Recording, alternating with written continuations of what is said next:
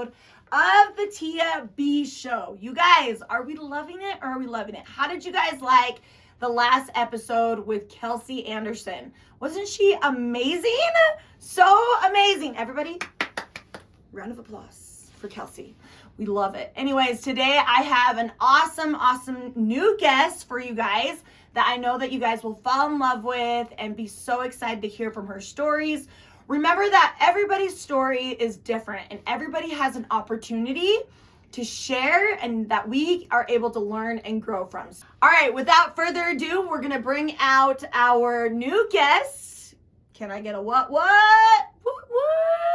Miss Kenna, bring her out. You guys, I'm so excited for you guys to hear Kenna's story and what she has to offer. Kenna, say hello. Hello, everybody. Kenna, I'm so excited you're here. I'm excited to be here. So stoked. Isn't she beautiful? Stop it. She's stunning. She's like a model, No, right? no. Like a model. You're Just wanna. You're too cute. Kenna, go ahead and introduce yourself to our audience. Okay, well, I'm Kenna Carter. I'm 20 years old, and I live in Eagle Mountain, Utah. I kind of just hang out. I'm doing work right now. I'm usually in college, but we'll start again this fall. I do photography on the side. Wait, are you single? Yes. She's single, everybody. Always trying to hook boy. up those youngins, you know? Hit me up. Yeah, so I do photography on the side as well as dancing with Tia. So, Yes. yeah, it's a little bit about me. Yes. How did you tell us how you came to be a part of, like, how did you hear about me? How did we get connected? Okay, so I'm from St. George. So growing up, I actually knew about the Vault just because it was one of the cooler dance studios in St. George. And Can I get a what? Yeah, what? It was serious. I was always like, I want to be on the Vault. Like, I want to go do dance at the Vault. My mom ended up losing her job and we moved up north. So I was like heartbroken that I didn't get to like be, in that same culture and stuff. But my friend who danced with Tia, after she got back from having cancer, Abby was in my ward and she's like, you should come to Wednesday Night Hip Hop. It's at the Vault. And I was like, up here, like northern Utah? And she was like, yeah. And so I went one week and that's kind of how I'm here. So yeah. And here we are, everybody. Real time. Here we are. That's so awesome. I'm so glad that you came. Me Thank too, you for coming. Of course. And Kenna is a ball of energy. Like when she dances, she's on fire. She's sexy. She's fierce. She's all the things. I can't wait for you guys to watch her dance on Calamity this year. So excited about that. So share with us. I want you to let's dive right in. Tell us your story. Let's hear. Okay, well, if we start from the beginning, I was 8 days old when I was adopted from Birmingham, Alabama. My mom, Cheryl, adopted me, and we have 4 other siblings, and they're all adopted as well. I grew up in St. George, Utah, kind of like what I said before, and I danced down there. Wait, so your mom adopted, does she have any kids that she was? No, so when she Okay. adopted, I was the third to be adopted, and Wow. she's a single parent, so she has 5 kids. Oh and she's a my single gosh. parent. Wait, she adopted, like being a single parent? Yeah, she just knew she wanted to have kids, and she's a nurse, and so Wow. after she got her career started, and she still wasn't married, she just kind of wanted to like go for it, so she just went ahead and went for it. Oh my gosh. Yeah, really So was she a awesome. nurse this whole time while adopting these? So she was a nurse between my oldest sister and my next older sister, and then when she got me, I think she kind of went into behind the scenes nursing, so more like working with clinics, not so much on the floor in the hospitals anymore. But, Wow. yeah. And so- is she still a nurse today? She is. She works for Regents, and so she does kind of like more insurance policies and stuff Uh-huh. like that. But it's still nursing, like with clinics that help. She just makes sure that clients are at their best, like she's just in there Wow. making sure everything is clean cut. What so. an incredible woman. You guys, seriously. Oh my gosh. Okay, keep going. Sorry. No, you're good. So I grew up in St. George, and I danced since I was like 6 years old, and I just kind of fell in love with it, Yeah. And then when I reached the age 11, I was in 6th grade, and I tried out for a musical theater because I was like, you know what, if I like to dance, why not, Yeah. be a part of all of it. And so we did. I did the play Aladdin, which was so fun. Wow, And how Fame. fun. I don't know if anybody knows what Fame Yes. is. Yeah, Fame. I'm gonna live forever. Yes. Yeah, exactly. Yes. So I did that, and then my 8th grade year is when we bumped up to Salt Lake County, and my mom had lost her job. It was kind of a little bit jarring, being an 8th grader, you're kind of just headed into that time where everybody's like, ooh, boys, girls, you know, and of course I had a lover, so I was like, not my 7th grade boyfriend. Oh no. Yeah, but we moved, and it was honestly the hardest thing I've ever had to do. I got put into a little bit of a new situation up here in Lehigh. We lived in Traverse. It was awesome. We were renting while we were kind of looking around, and my mom was working full time, and actually I'll mention my grandma raised us as well. So my mom and my grandma are kind of like the two people that. Oh my gosh. Yeah. So my grandpa passed away when I was 1, and my grandma moved in with us because she just didn't want to be alone, Yeah. And so she helped raise us kids, and wow. so I kind of had like the whole double mom situation Yeah. going. So when my mom was at work, my grandma, was around. She helped us out. She drove us to our appointments. She was amazing. So oh my gosh. yeah, in Traverse we just kind of I hung out. I started going to Lehigh Junior High. It was great. I loved it. It was really hard though. My 8th grade year I got told I wouldn't graduate ever by my counselor. What? Yeah. I was struggling to keep up with the curriculum because I was so sad. Yeah. And so I kind of fell behind in math and in English and debate, and I loved all those things, but I just couldn't get myself motivated enough to like stay on top of work. Yeah. And so my counselor pulled me in there, and he was like, listen, at this rate, like I don't ever expect you to graduate. And I just kind of was like, okay, like that was cool. A little bit of something weird I feel like for a counselor to say. Yeah. But it really motivated me. So I kind of proved him wrong, and I graduated with yes, love that. So I mean, it was great, and we. Isn't that funny though? How like sometimes, and I use this like in dance as well. When I'm coaching, is that when we're being critiqued, right? It like motivates you, and I love that. I love that you point that out because it's like.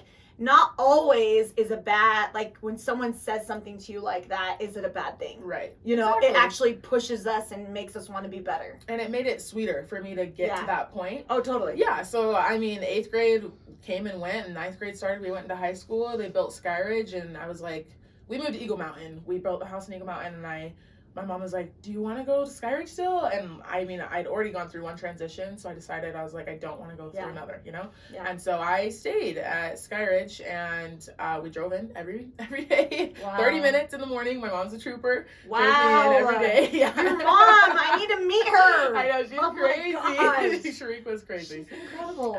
But she drove me in every day, and I kept up with my love of dance and debate, and I danced my way through high school. And then 2016 we lost my grandma, and it was really hard. It was something that I didn't expect to deal with so soon. She was very healthy, but you know what, it was such a blessing. We'll roll it back a little bit. Back when I was little, when I was 7, my sister passed away, my eldest sister. Oh my gosh. Yeah. And my mom, it was really heartbreaking. Of course, being 7, I didn't really understand everything, but I understood enough that I was just like, this is gonna change us, and it did. It was hard for my mom to figure out how to love us, and it was hard for us to figure out how to love my mom because we were scared, because things like that getting ripped away from you at such a young age, you're kind of like, that's different, that felt different. So that was a little bit tough. But when my sister passed away, and this is something not a lot of people know, my sister passed away. She died in special circumstances, so she was able to be a donor, an organ donor. Wow. Yeah, so my grandma needed a new cornea, and when my sister passed away, my grandma received my sister's cornea. No way! I have goosebumps. Oh my gosh! Yeah, so that was really special for all of us. My sister left behind a 11-month-old, and we took care of him for 7 years. His name's Liam, so he's my youngest brother. At least that's what I kind of attribute to. Yeah. So it's been our family's.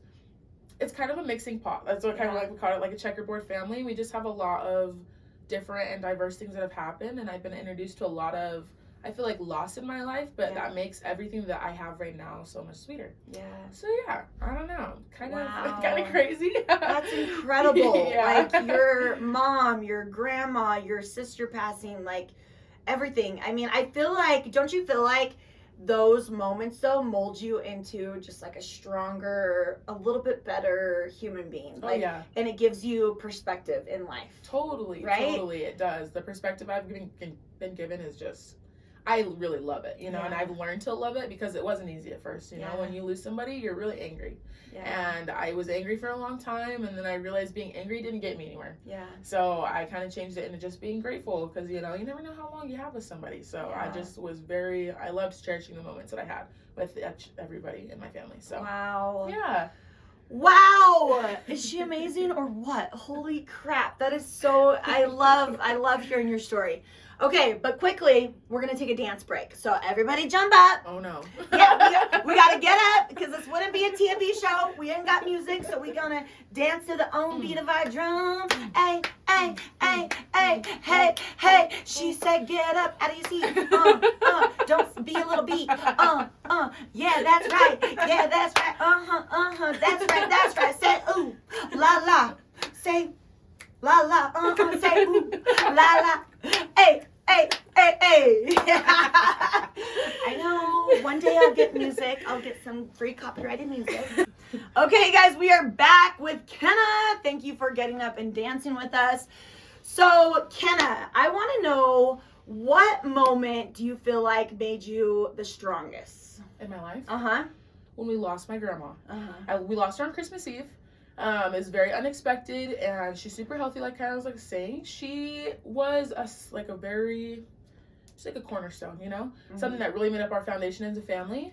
And when they came in and told us the news, we were all at home, and my uncle was there, and when he came in, I kind of realized, like, you know, oh no, like, this is happening. And we went upstairs, and the whole family had come down from up north or wherever they were as fast as they could. Yeah. And I mean, when I tell you, like, we got the news and 3 minutes later, everybody from our extended family stepped into the house. Aww. It was just like, and we were just sobbing, you know, like, that's part of your family, and you don't realize that, like. Well, and a big part of your family. Oh, yeah. I mean, just from the little bit that you shared with me, that she stepped in and helped you guys, like, for your mom. Yeah. Like, she was a big part of your life. Exactly. And so that was, like, kind of my time to, like, I just remember I felt like I was out of my own body, kind of looking down. Yeah. And it was just like family, you know, like, we were just, like, so strong, and I was like, you know what, we have to stay strong. Yeah. Because things like this happen, you know, and they're gonna keep happening. Yeah. But as long as we keep moving forward, like, it's gonna be okay. And that's kind of when we just decided to, like, be stronger as a family together. So that I say is my turning point. What do you think was, like, the biggest thing that you learned from watching your mom go through everything? Just that resilience is really the key to everything. Yeah. Learning how to be resilient and understanding that setbacks aren't necessarily a bad thing. Yeah. They're sometimes the best thing that could ever happen to you. Yes. Because without setbacks, I probably wouldn't be here, you know? Like, my mom wouldn't have. She really wanted to stay in St. George, and she was like, I don't know what I'm going to do, because the job market just wasn't down there. Yeah. And she said, okay, I'll look up north, and when the second she did, she found a job. And I mean, that's a setback for us, but, like, the people I've met and, like, the relationships I've created are so much more special to me, you know? And I would have never had that if we would have kept trying to stay in St. George. So wow. So during this time, and even now today, has there ever been a point where your mental health has been in question? Oh, yeah. After, I think it was, like, probably 10th grade, during 10th grade, I guess, I was just a mess. I was an absolute mess. And I knew how to hide it. I'm a very fun-loving person. I like to make jokes at my own expense, though. So that's where. She's all, stop it. Yeah. So it's like, that was my coping. I didn't even realize it. I didn't realize I was putting myself down to make sure that, like, you know, I just kind of kept it suppressed a little bit. But my mental health took a dive, and to be honest, I didn't want to admit it for, like, a year and a half. So we went all the way into junior year's, like, summer, like, going into senior year. And I had the greatest friends in the world, honestly. Like, I attribute my stableness to the friends that called me at 3 a.m. to make sure I was doing okay, you know? And it's, my mental health stayed that way until I finally acknowledged. I was like, hey, Mom, like, I'm feeling very sad. I was like, and I don't know how to fix it. I was like, I've talked to my friends, but, like, they're not therapists, you know? Like, I can't, like, do the rest of this on my own. And so she put me into counseling, some therapy, and I honestly love it. Like, I think everybody should go to therapy. Yes, I agree. Happy, you should go to therapy. I agree. I think therapy's great. Yeah. Yes. And it kind of gave me someone to talk to that didn't really know anything. And it was beautiful because they helped me realize how beautiful my strength was. Like, what I was going through wasn't something little, and it wasn't something to be brushed off. It was just something that I was truly swimming through, like, just, like, trudging through. And so, I mean, now I'm doing better. I still go to therapy. I still go, because it's so good for me to have that place to just release my emotions, and as well as dance. Dance for me allows my brain to shut off and just forget for a second that I'm in all of my troubles and stuff, and I love that. So I don't know, but I mean, we're doing good now. We're doing better. So to leave our viewers, because I feel like a lot of people can relate with, you know, everything. I mean, different things that have happened in your life. A lot of things have happened, you know, and you've been through a lot. And what a story. Like, what a story from, being raised by a single mom who's adopted all these kids, that you lost your sister, to raising her son, to your grandma. I mean, so many amazing things that you have grown from. And for anybody that's watching, what could you tell someone that might be struggling or might be going through that opportunity in life? I would say, if I could tell anybody anything, is get perspective. Kind of step back for a second and stop looking at you. Try serving other people. Try looking outside of your situation. Find something that turns your brain off as well. Something that's good for you that turns your brain off. Because when you can do that and you can step back and see other people and help them through their trials, more often than not, you'll learn something during that'll help you with your own. And I feel like that's God's way of just being like, you know what, you decided to serve my kids, I'm going to serve you as well. Yes. And he'll help you out of it. He'll 100% help you out of it. So yes, amen. I love that. That was beautiful. You guys, I just want to say thank you, Kenna, for coming and sharing your story and your light with all of us and sharing your life opportunity. I feel like we can all learn and grow. And make sure, if you guys like this video, give it a like. Make sure you subscribe to the channel. We're going to have a bunch of new people on every single episode, every single week. So I love you guys. And with let's dance. To say goodbye. We love you. And make sure you say hi. Hey. Aloha means hello, goodbye, and I love you. Yeah. Him, you, me, we got this.